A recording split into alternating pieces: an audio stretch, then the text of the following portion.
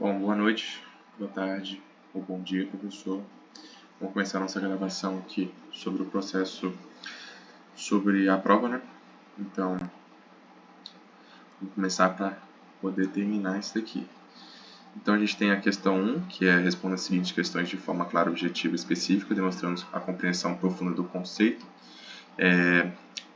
E é essencial que todas as respostas sejam bem fundamentadas, trazendo detalhes elevados e aplicação corretamente. Então, a primeira questão ali fala sobre explicar a diferença entre um decisor bom e um decisor ruim. Então, eu coloquei um bom decisor é aquele que analisa informações de maneira crítica e leva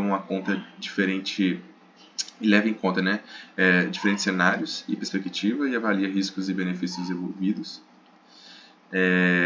E utiliza métodos racionais e estruturas para fundamentar suas decisões. E um decisor ruim, ele faz tudo mais no achismo e sem muito ter métodos para tomar suas decisões. Aqui a gente tem a questão B, né, que é liste e explique as 5 etapas do processo de apoio à decisão. Então, listei aqui as 5, que é a definição de contexto decisório, a estruturação do problema, a construção do modelo multicritério, a avaliação das alternativas, recomendações e implementações. Então, a definição de contexto decisório é identificar claramente o que precisa ser decidido e identificar os autores. A estruturação do problema é usar o mapa cognitivo e ferramentas para a organização. A construção do modelo multicritério é listar todas as opções possíveis que poderiam envolver o problema e atingir o objetivo. E a avaliação das alternativas é comparar as alternativas com base nos critérios estabelecidos, ponderando os prós e os contras de cada um. E as recomendações e implementação selecionar a melhor alternativa com base nas análises realizadas e implementar a escolha. Indo para a alternativa C, a gente tem aqui que é explicar a análise do gráfico de análise de poder, né? Análise de interesse, exemplificar com um gráfico. Então eu trouxe aqui o gráfico do trabalho que a gente fez, que é o da Vilmas, que é da empresa de frango assado, onde a gente tem o intuito de mudar, né, de local para poder ter maior quantidade de vendas, maior visibilidade, né?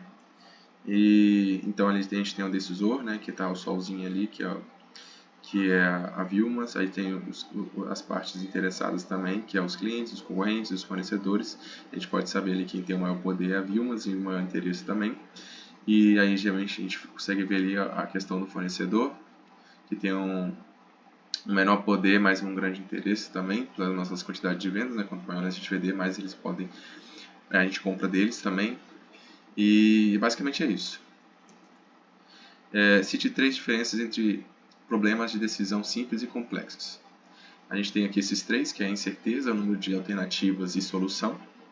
Em problemas simples, a incerteza né? Em problemas simples, a incerteza sobre os resultados é baixa ou previsível, enquanto os problemas complexos envolvem incertezas significativas.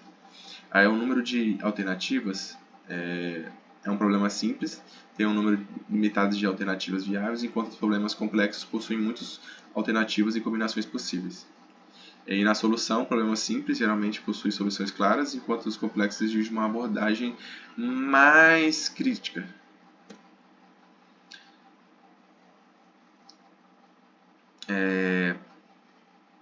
Aqui a gente tem, né, era para ser a questão F, né? Explique os 3 motivos que tornam únicos problemas de decisão complexos. Então aqui a gente tem independência entre variáveis, né, multiplicidade de critérios e objetivos e ambiguidade e incerteza. Na questão aqui, explicar a relação entre os níveis organizacionais e a questão de tomada de decisão. Então, à medida que se sobe os níveis organizacionais, como tático e estratégico, né, a gente está aqui na base operacional, a tomada de decisão torna-se mais complexa.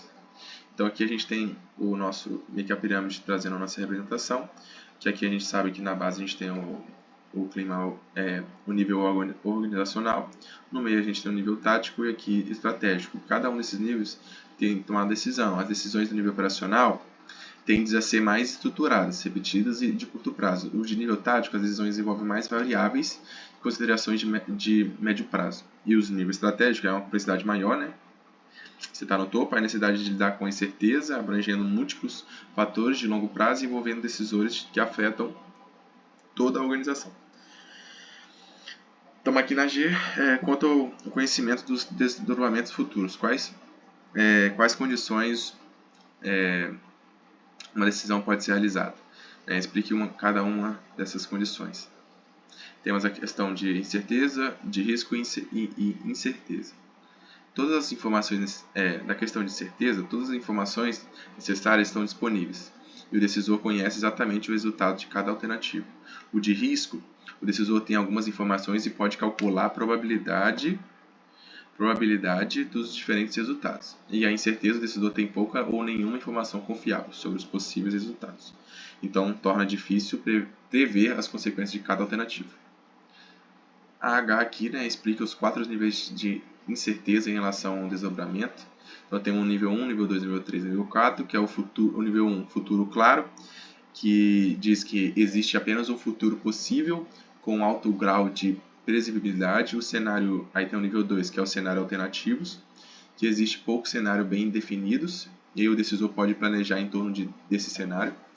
Tem a faixa de nível 3, que é a faixa de futuros possíveis, que existe uma gama ampla de possíveis resultados, mas sem cenários claramente definidos. E a incerteza total, que é o futuro totalmente imprevisível, né? Com muitas variáveis e desconhecidas ou inesperadas. A gente vem aqui para I, que explica os 3 fatores causadores da incerteza no processo decisório. Então, temos a falta de informação, a complexidade do ambiente e mudanças nas condições externas. Na questão de falta de informação, quando os dados ou informações sobre a situação são insuficientes ou inexistentes, né? Na complexidade do ambiente, muitas vezes a interação e variáveis podem dificultar a previsão exata do desdobramento, né? E mudanças nas condições externas, a natureza dinâmica do ambiente de negócio ou de mercado pode gerar incerteza ou mudar rapidamente, como a mudança de economia, né, e a mudança de política, a mudança na política. Né? Aqui a gente está na J, o que significa dizer o que o apoio multicritério à decisão busca a solucionar melhor compromisso. Isso significa, o que isso pode significar? Né? Isso significa que em um ambiente com múltiplos critérios, muitas vezes conflitantes, não existe uma solução ideal que atenda plenamente a todos os critérios. O objetivo é encontrar a solução que oferece o melhor balanço ou compromisso entre os critérios e otimizar a escolha diante de restrições e preferências conflitantes. E ali sempre dando apoio com as pessoas envolvidas, né? Sempre tentando tomar essas decisões com mais de uma pessoa junto. Explique o que a PROACT, né? Tinha um nome lá que eu não entendi muito bem antes, aí eu retirei e preferi deixar assim. Então, o PROACT é a definição de sigla, né? Uma sigla que tem como em inglês, que é Problem, Requirement, Objectives, Alternatives, Consequences e Trade-offs, que é basicamente problema, requisitos, objetivos, alternativas, consequências e compensações. Então, assim, a questão do problema é definir o problema de forma clara, a questão do requisito é identificar os requisitos essenciais de critério de decisão, objetivo, estabelecer os objetivos a serem atingidos, alternativas, gerar e analisar as diferenças de opções disponíveis, e as consequências, e avaliar as consequências de cada alternativa, e os trade-offs, que é a parte de compensações, que é ponderar os trade-offs, onde entre as alternativas e critérios, e considerar os compromissos necessários. Aqui, já na letra L, é em relação ao uso do mapa cognitivo para apoio à decisão, explicar a figura abaixo. Então a gente tem a figura aqui que tem a parte do facilitador e a parte do decisor.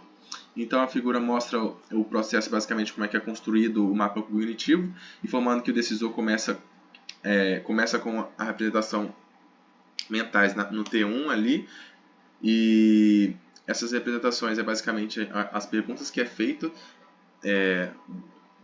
pro decisor, do facilitador para o decisor, né?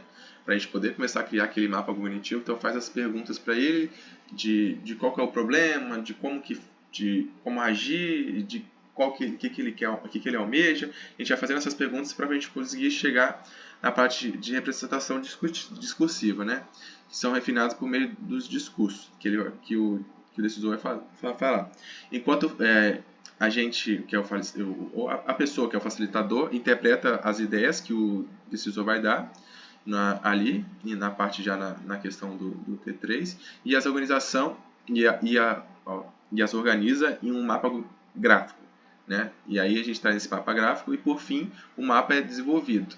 Aí a gente volta para aquele mapa cognitivo, né? Que aquele mapa cognitivo, basicamente, a gente vai mostrar para o decisor o que ele acha para a gente poder refletir se está certo ou se precisa ter algum reajuste.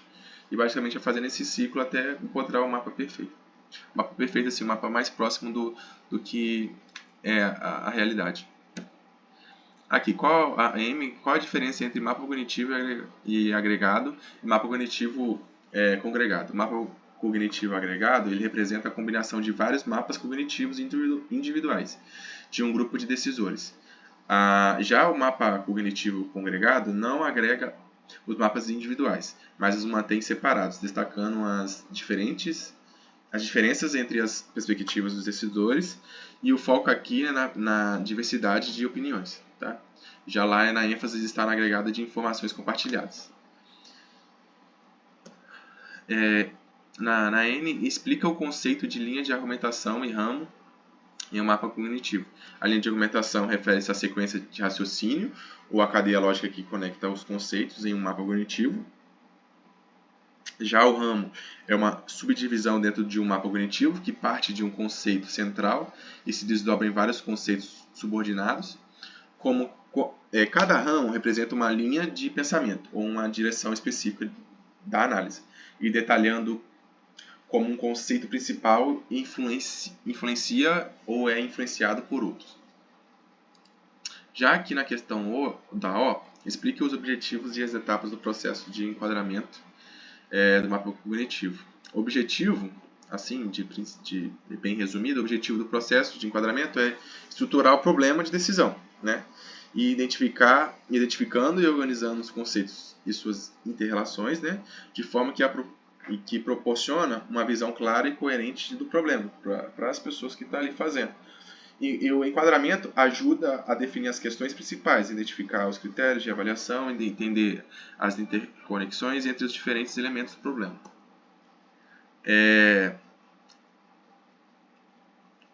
E aí a gente tem alguns processos, né, que se cabe, que é a identificação dos conceitos principais, estabelecimento de relações casuais, a definição do escopo, a verificação e ajuste, e tem também para poder entender que a identificação é selecionar os conceitos fundamentais, na questão de relações casuais é determinar as conexões interdependentes entre os conceitos, criando uma rede de representação, que representa o raciocínio por trás do problema, e definição do escopo, que é delimitar os limites do mapa cognitivo, ou seja, quais conceitos e relações são relevantes e devem ser incluídos na análise, verificação e ajuste, revisar o mapa cognitivo, né, para garantir que esteja claro, coerente e adequado para o problema, né, de decisão, ajustando sempre as conexões conforme necessário. E aqui a gente vem para a nossa última questão, né, que é a questão P aqui, para que um conjunto de pontos de vista fundamentais, que é o PVF, considerando uma família de PVS diversas propriedades deve ser obedecida. Liste e explique cada uma delas. Então, assim, para que cada um dos conjuntos de PVS seja considerado uma família de PVFs, várias propriedades devem ser obedecidas. Então, uma delas aqui é a completude, né, que a família de PVS deve abranger todos os aspectos relevantes do problema de decisão, ou seja, nenhum critério importante pode ser deixado de lado ou de fora, né? A ausência de redundância tem também a ausência de redundância. Os PVFs devem ser independentes entre si, sem sobreposição de critérios. Isso evita que um mesmo critério seja considerado mais de uma vez. Já aqui também tem a parte de decomposição, a operacionalidade e a independência de preferências, né? Então, assim, cada PVF deve ser divisível em critérios, né? Que é a decomposição. Operacionalidade Os PVFs devem ser formulados de maneira clara e prática, permitindo que seja medido ou avaliado de forma objetiva e independente de preferência, e as preferências associadas a um PVF que devem ser independentes na preferência relacionadas a outros PVF, e assegurando que a análise seja justa e imparcial. Então aqui eu fiz um slide para poder explicar essa parte, né?